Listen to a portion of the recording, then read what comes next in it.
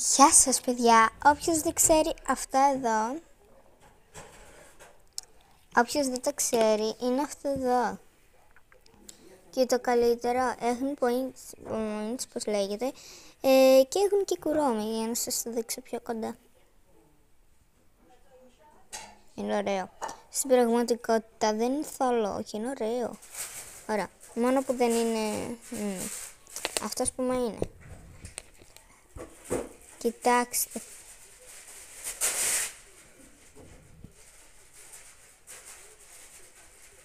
Λοιπόν, όποιος θέλει να κάνω μία φουσκάλα στο αυτό εδώ το squishy, θα πάρει 200 likes στο βίντεο.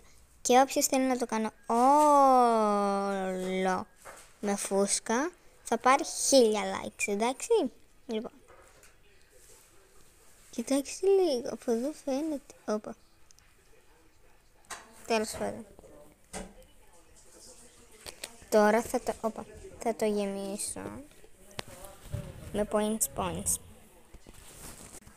Κοιτάξτε, δεν μπορώ να το γεμίσω όλο, γιατί φεύγουν. Να, το είδατε, φεύγουν. Καλά, ωραία, βάζω και αυτό, αφού δεν θέλουν τα άλλα να μπουν. Ούτε αυτό φαίνεται, δεν θέλει. Το βάλω εδώ, θα το πάρω και θα τα βάλω πάνω. Και είναι χάλια. Κοιτάξτε, μόνο αυτό έχει μείνει. Εμένα μου αρέσει μόνο το πατουσάκι.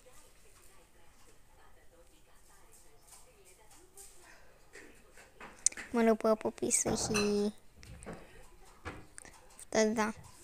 Ωραία, καλό είναι. Τα λέμε. Θα βάλω αυτό και θα σας αποχαιρετήσω. Γεια.